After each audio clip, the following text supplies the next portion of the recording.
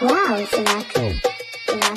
Urlul la lună țin ascuns încă un plic. Nu plec de aici, mă jur că nu fac nimic. Ultima doză curge, mintea iar îmi fuge. Vena-mi sângerează, inima îmi plânge. Lacrimi de cristale, droguri ilegale. Marfa e ascunsă, fumez chimicale. Bolaf fecat, internat în 3 spitale. Uite, intru în comă, mă sting și mă doare. Am băgat așa de mult că nu mai pot vorbi. Și am băgat așa de mult de vorbesc cu morții. Am tras ce se poate, chiar de nu mă știi. Pupile dilatate, cocaină zi de zi.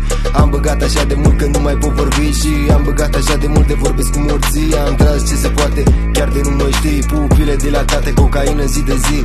Sunt ca și curaj, locuiesc în nicăieri. Și dacă mă cauți azi, o să mă găsești ieri. Vorbele ascunse cu faptele induse. Fanta în pahar, cu sirop de tuse. Linul iară curge, iarba se aprinde. Mă fac că o cred, dar știu că trifa minte. Nu vorbesc prea mult când nu-i loc de cuvinte. Pizda mă ascultă, se duce și mă vinde. Orașul meu petrece, adică toată lumea sare. Prin Pașcan sunt droguri multe și miroase a bătaie. Tau un telefon și-ți are că te dărâm. Dacă nu mă știi, îți are ce bun sunt. Cu 1-2 ce cântau de bătaie. Dar le-am dat dinții jos după sângele pe foaie. Și uite așa, am coroană și sceptul. Și am început-o cu rapul, să pot să le bubui capul. Nu vreau să mă laud, dar sunt cel mai bun din zonă. Reprezint hip-hop, de zici că mă vezi din dronă. Tot Pașcanul mâna sus, ăsta e tripul. Muzica la maxim, am la mine niște plicuri. Fizdele grămadă, heroină linguri. Damele pe stradă ce se țin numai în figuri.